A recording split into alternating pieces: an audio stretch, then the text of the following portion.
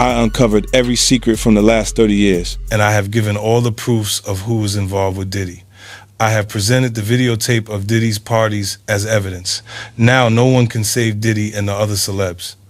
Jay-Z, after watching the rest of the documentary, you'll understand everything. Not because of a headline, not because of a press conference, but because Netflix dropped something quietly.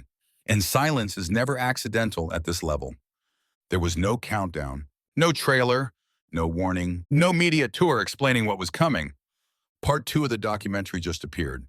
And when something this heavy moves without noise, it's usually not meant for the public first. It's meant for the people who already understand exactly what it means. This release doesn't feel like entertainment. It feels like timing. Back in December, when the first documentary landed, the industry reacted fast. 4 parts, carefully structured: a rise, an empire, allegations, and a moment where everything seemed to close in at once. Viewers thought they had seen the full picture. Conversations exploded, then slowed. Statements were issued, then stopped. Names went quiet. Most people assumed the story had reached its peak. But stories like this don't end when attention fades. They wait. This new release doesn't reintroduce the story. It doesn't explain itself. It doesn't hold your hand. It assumes you remember what was said before. And more importantly, what wasn't. That alone tells you who this chapter is really for. This isn't aimed at casual viewers. It's aimed at people who were there when certain moments happened and believed time would handle the rest. Instead of loud accusations, the tone is restrained. Instead of dramatic narration, it slows everything down. Moments sit longer, clips are allowed to breathe, and the absence of explanation becomes louder than any claim ever could. You start noticing how certain scenes feel familiar, but different. How comments that once felt harmless now land with weight. How conversations that ended quickly suddenly feel unfinished. And the timing matters. This didn't drop during a quiet period. It arrived while legal matters remain unresolved, while civil cases continue without noise, while people who once spoke confidently are choosing their words carefully or not speaking at all. Silence at this stage isn't neutral. It becomes part of the material. The documentary doesn't say, "Here's what happened." It asks something more uncomfortable. Why was this never addressed? Why did this moment fade? Why did that conversation stop right there? Before we go any deeper into this story, take a second. If powerful people know damaging material exists, but it's never directly explained or denied, do you think that silence is coincidence or strategy? Drop your thoughts in the comments. And before going deeper into this video, make sure to like this video, subscribe our channels, and hit the bell icon. That's why never miss any update like this. Now let's back to the story. What makes this chapter feel different is where the camera lingers. There's far less focus on public-facing moments. No red carpets, no award speeches, no rehearsed interviews. Instead, attention drifts toward in-between spaces, after parties, private conversations, moments just before cameras were supposed to stop rolling. The kinds of moments that usually get cut, not because they're explosive, but because they're revealing when placed in the wrong order. And order is everything here. The same faces appear across different years, the same rooms, the same energy, the same confidence, even when circumstances change. Repetition like that doesn't feel random. It starts to feel intentional. What's especially unsettling is how little explanation is offered. Long stretches pass without commentary. You're shown who was present, where they were, and how often these configurations repeat. No conclusions are drawn on screen, but your mind starts drawing them anyway. Because once events are stacked together instead of spaced years apart, the gaps disappear. And without gaps, forgetting becomes difficult. There's also a noticeable emotional shift compared to the earlier release. The first documentary carried urgency. This one carries consequence. It feels colder, more controlled, almost settled, as if the story has moved past shock and entered a phase where reality sinks in quietly. That's when reputations stop reacting and start hardening, because outrage burns fast. Records don't. Another detail that's hard to ignore is how measured the response has been. No loud legal counterattacks. No aggressive shutdowns, just carefully worded statements about narratives being twisted. If none of this holds weight, why the restraint? Why not confront it directly? Why let implications sit instead of closing the loop? This chapter doesn't accuse.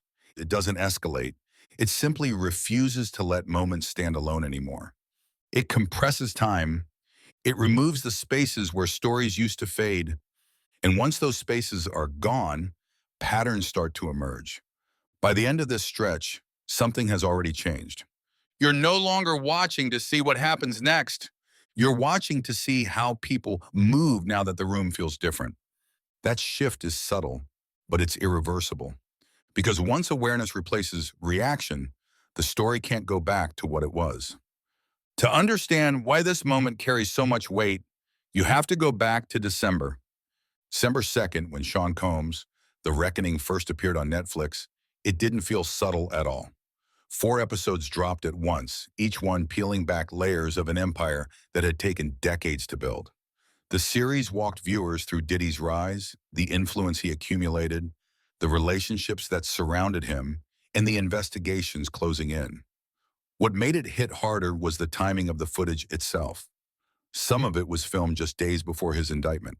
That alone gave the documentary an edge most projects never get. The industry felt it immediately. People who once spoke freely went quiet, interviews stopped. Public support became carefully worded or disappeared entirely.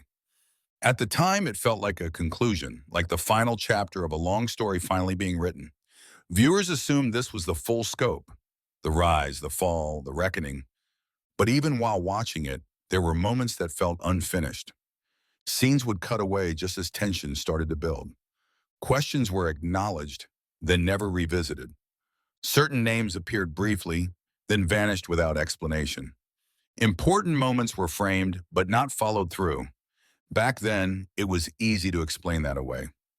Documentaries have limits, legal boundaries, editorial choices. Not everything can be shown. Not everything can be said. But 50 Cent never let that explanation fully settle. In interviews and offhand remarks, he kept circling the same idea, that what people were seeing wasn't everything, that there was more material than what made it on screen, that choices were made about what could be shown at that time. Those comments felt casual then. They don't feel casual now because part 2 doesn't arrive as a continuation. It arrives as a correction. It doesn't reframe the rise or restate the allegations. It assumes you already know that story. Instead, it takes the moments that once felt like footnotes and brings them back into focus. Not loudly, not dramatically, quietly. You start to realize that the first documentary wasn't about finishing the story. It was about opening the door. This new chapter doesn't recap. It doesn't explain. It doesn't slow down for anyone catching up. It moves forward with the confidence that the audience remembers what mattered. And that confidence changes the viewing experience entirely.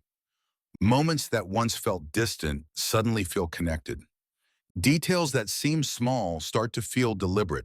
Silences from the past now feel louder than statements ever did. What part 2 does differently is it removes the comfort of time. In the first documentary, events were spaced out, years apart, contextualized. In this release, those distances collapse.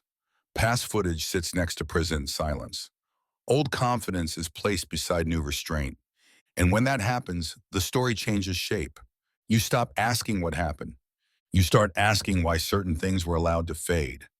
The recap of the December release now feels less like a conclusion and more like a setup, almost as if the first documentary established the public narrative, while this one examines what lived underneath it.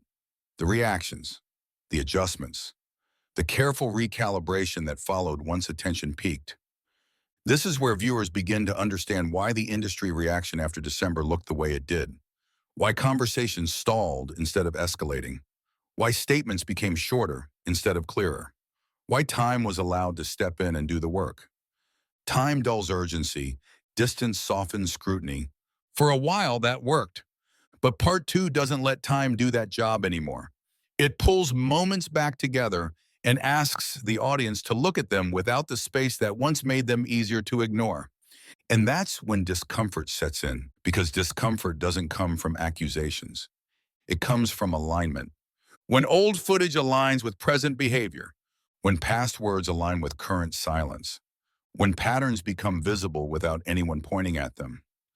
By the end of this section, the viewer understands something crucial. The December documentary wasn't the end of the story. It was the foundation. And everything that felt unresolved back then is exactly what this new release is built on. Not to shock, not to accuse, but to make sure nothing unfinished stays buried long enough to be forgotten. Once that foundation is set, the story stops looking backward and starts pressing inward. This is where the documentary changes its posture. Instead of telling you what to think, it begins trusting you to notice what's been happening all along. There's no rush, no dramatic framing, just moments placed carefully next to each other and left there long enough to feel uncomfortable. You start to notice how often things stop just short of clarity. Statements that acknowledge concern but never explain it. Responses that sound responsible but never resolve anything. Timelines that blur exactly when specificity would matter most. Nothing here feels accidental.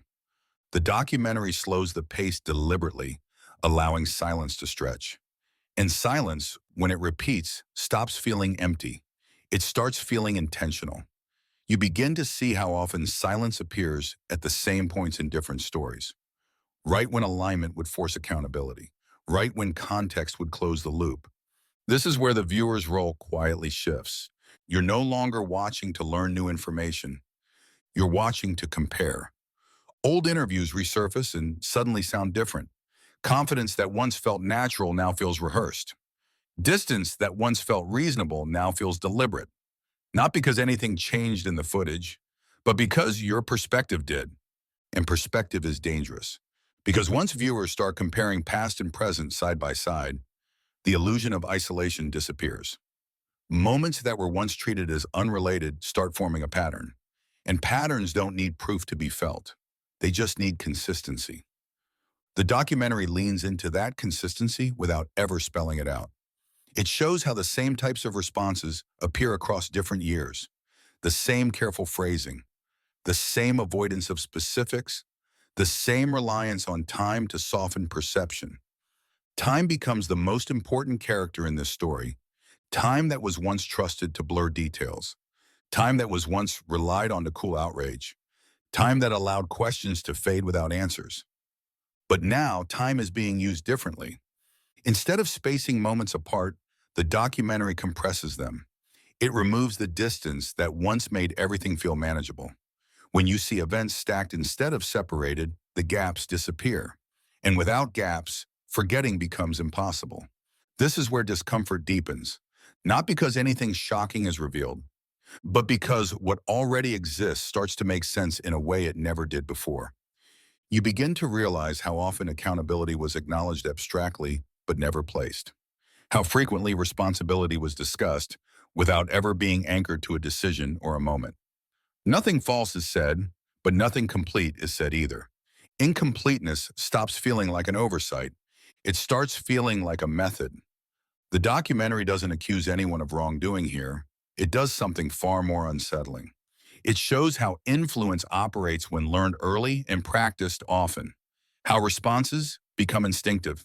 How pressure is managed not by confrontation, but by patience. And patience has always favored those with power. As this section unfolds, the viewer isn't pulled forward by suspense. They're held in place by recognition, by the feeling that they've seen this before, just never all at once, and that's when the weight sets in. The story no longer feels like a series of events. It starts feeling like a system. A system where attention is controlled, where engagement is selective, where silence is not absence, but positioning. By the end of this stretch, something has already changed. You're no longer waiting for a reveal. You're watching behavior under observation, watching how carefully people move once they realize the room is different now. And once that awareness exists, it doesn't disappear when the screen goes dark. It lingers. At this stage, the documentary stops feeling like it's revealing anything new and starts feeling like it's rearranging everything you thought you already knew. The camera doesn't rush forward. It pulls back. Instead of focusing on individual incidents, the attention shifts to what happens after those incidents, how narratives are managed, how urgency is allowed to cool, how answers slowly turn into distance. You're not being shown chaos, you're being shown control. And control shows up in patterns.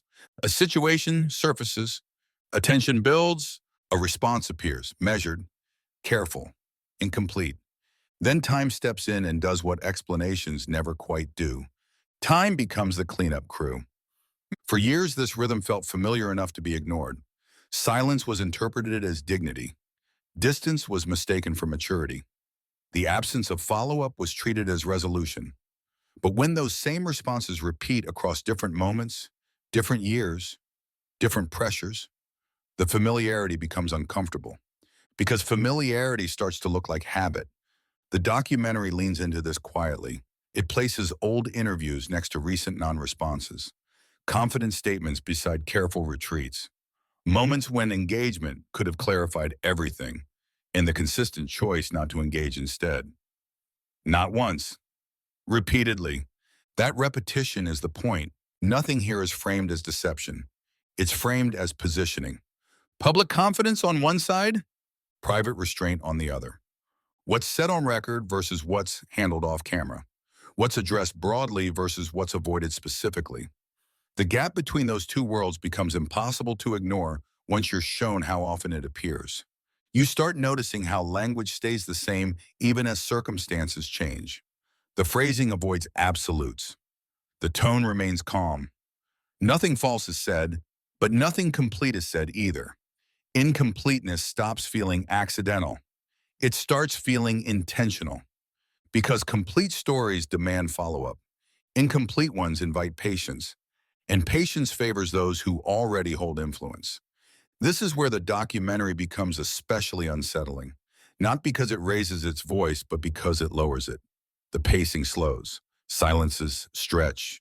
Scenes linger just long enough for you to notice who seems comfortable inside them and who doesn't. Some voices continue speaking broadly, others retreat into generalities. Some disappear altogether. Absence, when repeated, stops feeling coincidental.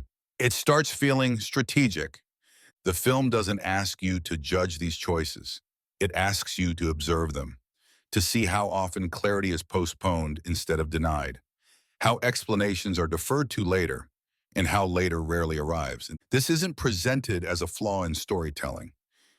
It's presented as a feature of the system, a system that understands attention, a system that understands fatigue, a system that relies on the assumption that curiosity will fade before coherence is required.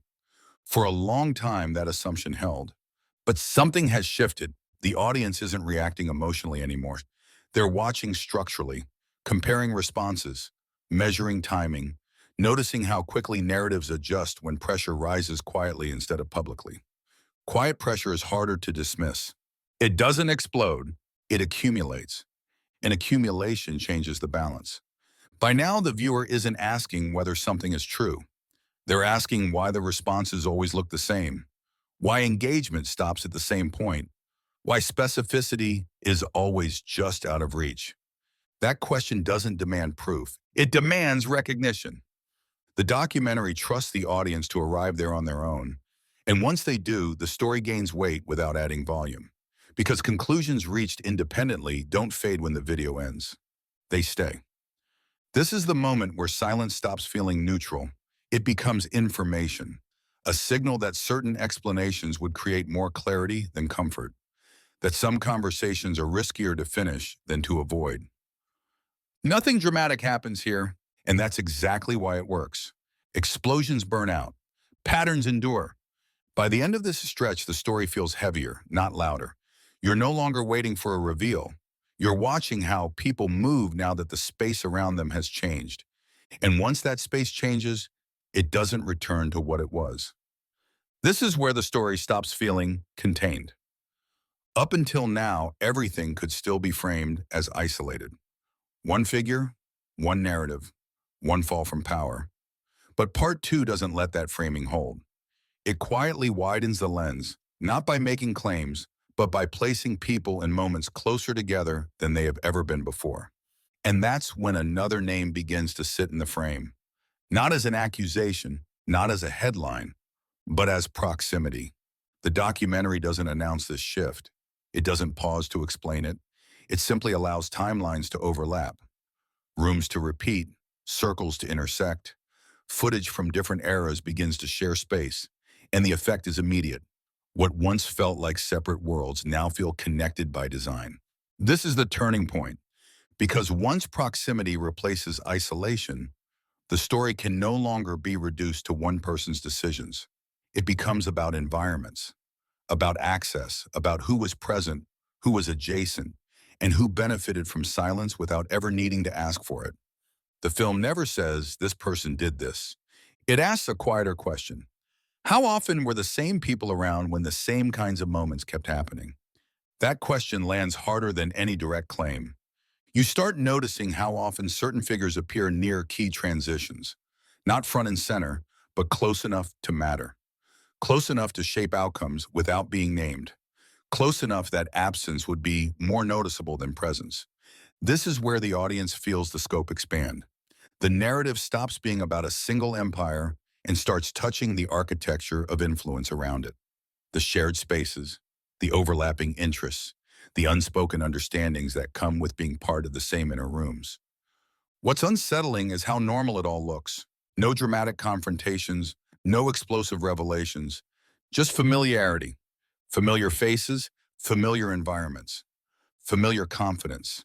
And that familiarity is the point, because power rarely announces itself when it's functioning smoothly.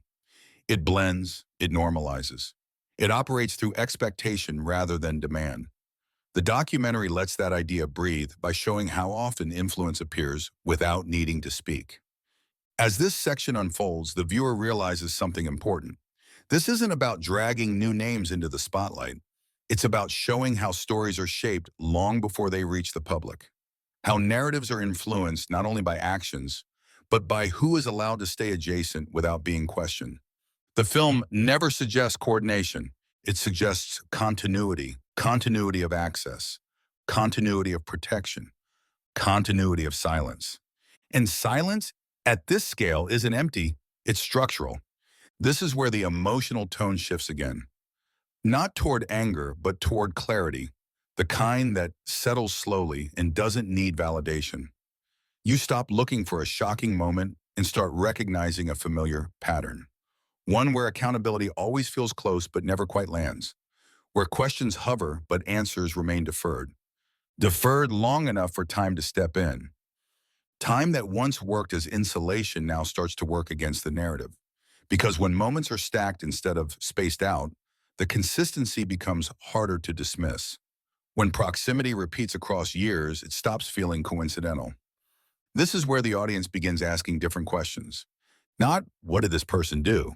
But why does this structure keep producing the same outcomes? That's a much harder question to avoid. The documentary leans into that discomfort without ever naming it. It allows the viewer to feel the tension of recognition, to notice how often influence operates quietly, how rarely it needs to intervene directly, how effective it can be simply by being present. By now, the story no longer feels like a timeline, it feels like a network. And networks don't collapse when one node is questioned. They adapt. They redistribute pressure. They rely on familiarity and trust built over time. That's what makes them resilient and difficult to confront. This realization doesn't arrive with drama, it arrives with inevitability. You understand that the conversation has moved beyond one individual, beyond one documentary, beyond one release. It's now about how power circulates, how it protects itself, and how rarely it has to explain itself when everyone in the room understands the rules. The film doesn't ask you to draw conclusions. It trusts you to notice what's been placed in front of you. And once you do, the story can't be folded back into something smaller. This is the moment where the audience realizes the stakes have changed. The questions are no longer personal, they're systemic, and systems don't respond well to being observed this closely. Because observation turns silence into signal, and from here on, every presence, every absence, Every carefully chosen word carries more weight than it ever did before. Once the story widens to that scale, the legal reality can't be kept separate anymore. Because while this documentary avoids accusations, the timeline it exists inside is very real. By the time this chapter arrives, Sean Diddy Combs isn't just a subject of public conversation. He's a defendant navigating the consequences of years of scrutiny. Federal charges have already moved through the courts, some counts dismissed, others upheld. A verdict that didn't deliver the collapse many expected, but didn't deliver relief either. Convictions tied to transportation for prostitution, acquittals on broader racketeering and trafficking charges, a sentence measured in years, not headlines, an appeal still pending, civil lawsuits continuing quietly in parallel. This is the environment Part 2 drops into. And that timing matters more than anything shown on screen. Because when a story reemerges while legal processes are still unresolved, every image carries weight. Every old clip feels current again. Every silence feels louder. The documentary doesn't need to restate the charges or relitigate the courtroom. It lets the context do the work. What becomes clear is how carefully everything is positioned now. Public language grows restrained. Statements become technical. Emotion disappears. Everything sounds designed to withstand scrutiny rather than address concern. That's not unusual in legal situations. What's unusual is how long this posture has been maintained. The film doesn't frame this as avoidance. It frames it as continuity.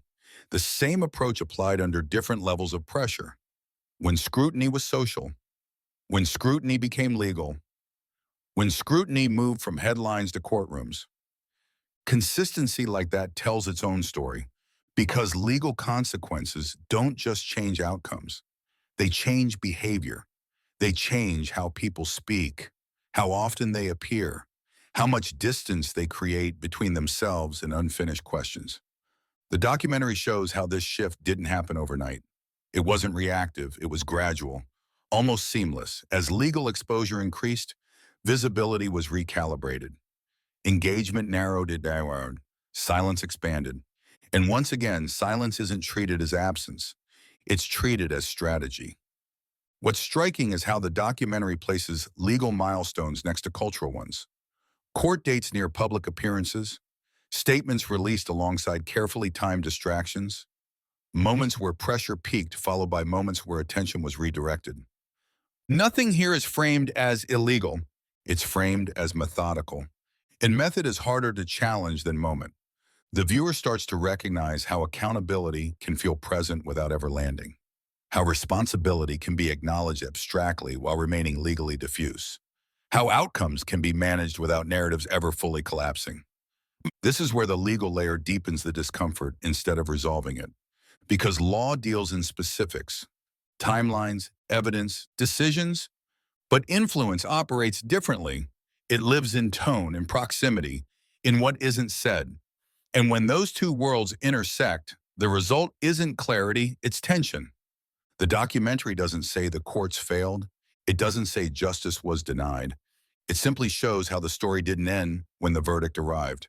Public memory doesn't operate on sentencing schedules. It operates on accumulation, on repetition, on unresolved questions that survive legal closure. That's why this chapter feels heavier. Not because the law didn't act, but because the story didn't resolve. You're left watching how people move now that consequences exist, but explanations remain incomplete. How influence adapts when it can't erase history, only manage proximity to it. And by now, the audience understands something essential. Legal outcomes can conclude cases. They don't conclude narratives. This documentary exists in that gap. The space where verdicts are final, but meaning is not. Where systems remain intact, even as individuals face consequences. Where silence becomes more disciplined, not less. By the end of this stretch, the viewer isn't waiting for legal updates. They're watching posture, behavior, adjustment, the quiet recalibration that happens when pressure doesn't disappear, but becomes permanent. And that kind of pressure doesn't explode. It settles in. And once it does, every move that follows is read through a different lens. By the time this story reaches its final stretch, It no longer feels like something that's unfolding. It feels like something that's been exposed to light and can't be folded back into the dark. The documentary pulls away from individual moments and lets the bigger picture settle in. What remains isn't a scandal or a single fall from power. It's an ecosystem, one that stayed functional through silence, patience, and familiarity. Friends who stayed close, businesses that kept operating, narratives that softened edges instead of sharpening questions. And that's when the realization lands. This was never just about one decision or one release. It was about preservation. When pressure mounted, nothing shattered outwardly. It adjusted. When criticism surfaced, it was reframed. When scrutiny intensified, attention shifted. When legal consequences arrived, language tightened and distance grew. Not to erase what happened, but to manage how it would be remembered. The documentary shows how moments of crisis were often followed by strategic visibility, appearances timed to reset perception, statements crafted to sound complete without being specific, content designed to remind the public who someone was supposed to be, not who they were beginning to question. And when family entered the frame, that strategy became stronger. Unity was presented as proof, loyalty as protection. Any challenge was reframed as an attack rather than an inquiry. Slowly, accountability gave way to defense. What's different now is that defense no longer feels sufficient. The film doesn't accuse anyone of orchestrating outcomes. It presents something more uncomfortable. That influence, when left unchecked, creates continuity. That environments shape behavior. That power learned early doesn't disappear when circumstances change. It scales. That's why the story circles back to beginnings instead of endings, to how norms are established, to how boundaries are defined or blurred, to how silence is modeled long before it's ever used as strategy. As the final moments unfold, the past keeps resurfacing. Old interviews replayed with new understanding, casual jokes heard without insulation, scenes that once felt celebratory now carrying undertones that are impossible to ignore. Not because they changed, but because context did. It isn't about rewriting history, it's about finally reading it without distraction. This is also where the quiet tension peaks. Legal responses arrive carefully. Public denials remain measured. Challenges focus on framing rather than substance. And the timing of those responses matters because they appear not when the first documentary aired, but when word spread about what was coming next. That suggests awareness. That suggests concern. That suggests sensitivity. And it explains why people are watching now more closely than ever. Not just fans, not just critics, institutions, platforms, partners. Anyone who once stood comfortably nearby is reassessing distance. Because once a narrative tips, it doesn't ask permission. In the closing moments, the story returns to the present, to new projects, new releases, new attempts to regain narrative control. But the contrast is unavoidable. On one side, a polished message of resilience and misunderstanding. On the other, years of footage, testimony, and patterns that refuse to stay isolated. The viewer is left with a choice, not about guilt or innocence, but about belief. Do you believe the version that's being sold now, or the version that emerges when everything is placed side by side? Because the most powerful outcome here isn't outrage, it's clarity. Clarity about how power operates, how systems protect themselves, how influence moves quietly through proximity and silence, and how truth rarely arrives all at once. It leaks, piece by piece, until ignoring it becomes harder than facing it. This story doesn't end with a documentary. It enters a different phase, one where every past decision, every relationship, every pause is reevaluated under a brighter light. And once that light is on, it doesn't switch off easily. This was never about one man. It was about how power is built, maintained, and eventually questioned. And now that the questions are being asked steadily instead of loudly, the answers don't get to hide behind time anymore. What follows after that isn't a conclusion, it's an after effect. Because once a story reaches this point, it stops needing new chapters to stay alive. It exists on momentum alone, on memory, on comparison, on the quiet awareness that something fundamental has shifted and can't be reset. The documentary doesn't try to close the conversation. It does something more disruptive. It leaves it open in a way that can't be ignored. By now, the audience isn't waiting for another release or another clip. They're watching behavior in real time. Every public appearance feels measured. Every statement sounds filtered. Every silence carries intent. Not because people are guilty of anything specific, but because they're aware the room has changed. And when the room changes, instinct takes over. People choose distance over clarity, generalities over specifics, patience over resolution. What's striking is how familiar this pattern becomes once you see it. The pauses appear in the same places. The language softens around the same topics. Accountability is acknowledged in theory, but never located in practice. Nothing explodes. Nothing collapses. Everything holds, just tightly enough to avoid breaking. That's when the audience realizes something unsettling. Power doesn't always fall when it's challenged.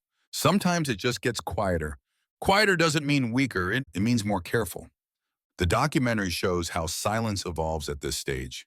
It's no longer defensive, it's preventative, a way to avoid creating new material that could be compared against the past. Because comparison is the real danger now. Comparison strips away insulation. It exposes continuity. And continuity is what keeps resurfacing. Old interviews don't disappear. Past footage doesn't age out. Statements made years ago don't stay frozen in time. They come back with new context, new weight, new meaning. That's why this story doesn't rely on outrage. Outrage burns out. Awareness doesn't. Awareness settles in and stays. It turns every future move into part of the record, every absence into information, every non-response into a data point. By this stage, the documentary has done its work without ever declaring victory. It hasn't told the audience what to believe. It's shown them how to observe. And observation is far more difficult to shake than opinion.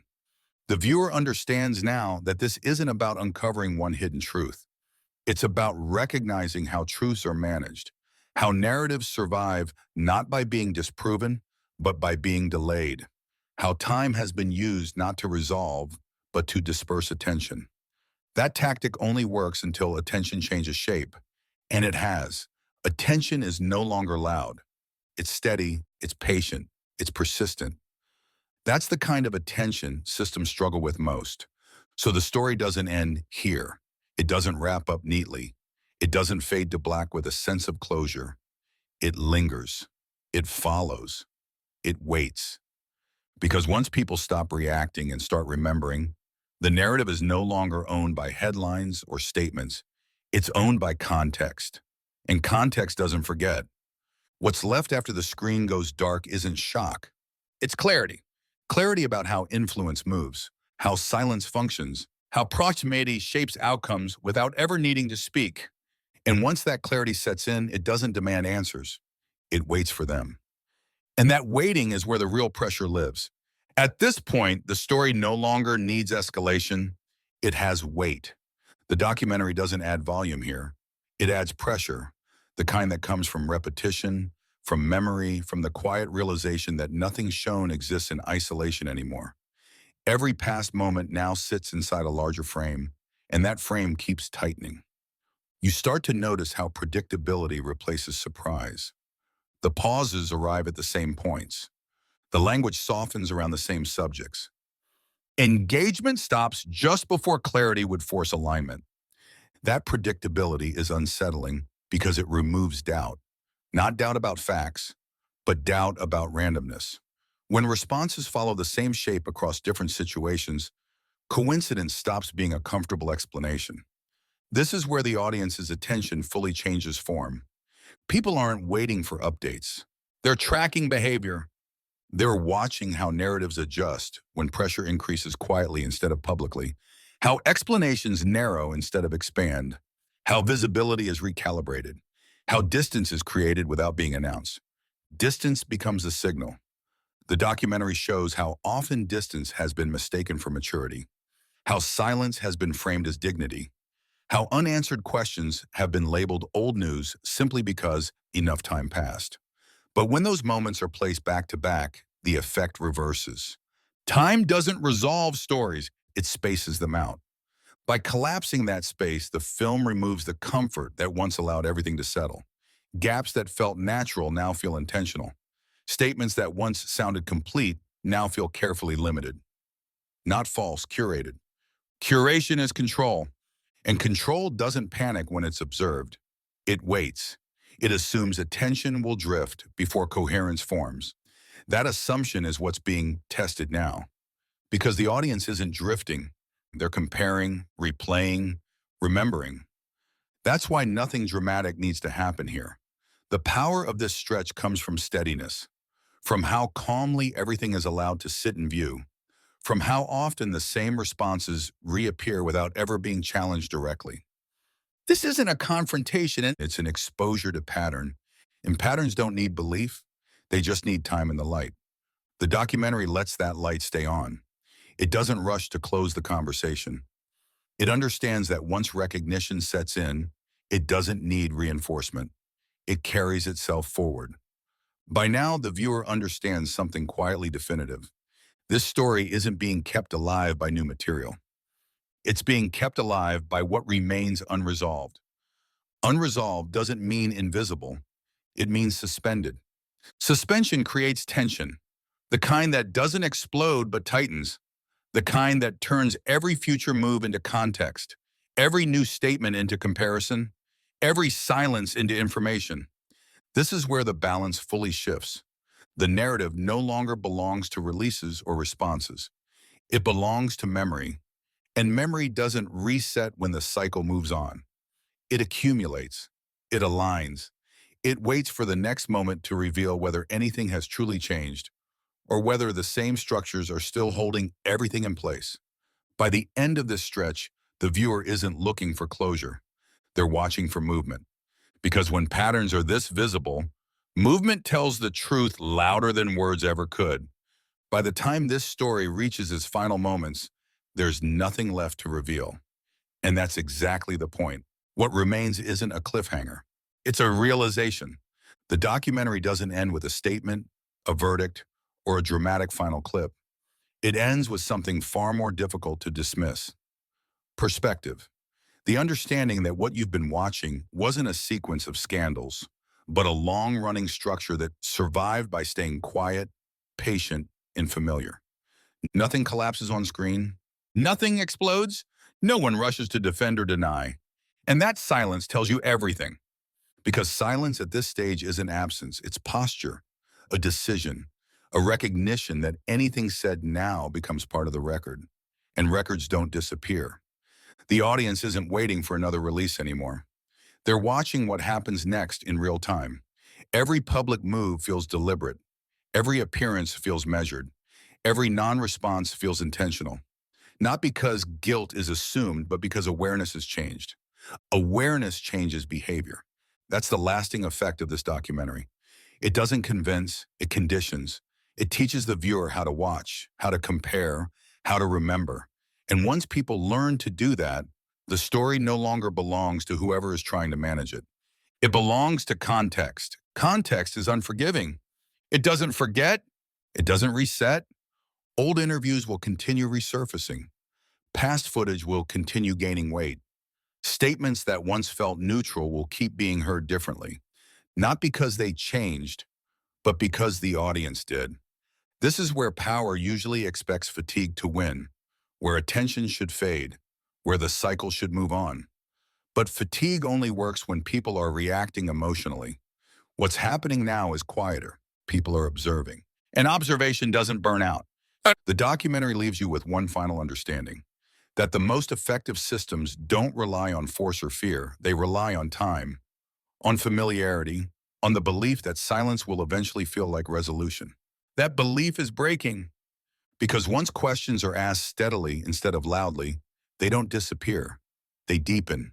They spread. They follow every future move without needing to be announced. This story doesn't end here. It doesn't need to. It's already embedded in memory, in comparison, in the way future narratives will be read against what came before. And that means the pressure doesn't go away, when the screen goes dark. It stays. So what you're left with isn't outrage, and it's clarity. Clarity about how power is built, how it protects itself, how it adapts when observed. And now that observation has become constant, the story can't be folded back into something smaller again. Because once people stop reacting and start remembering, silence stops being protection. It becomes evidence of change or proof that nothing has changed at all. And that's where the real ending begins.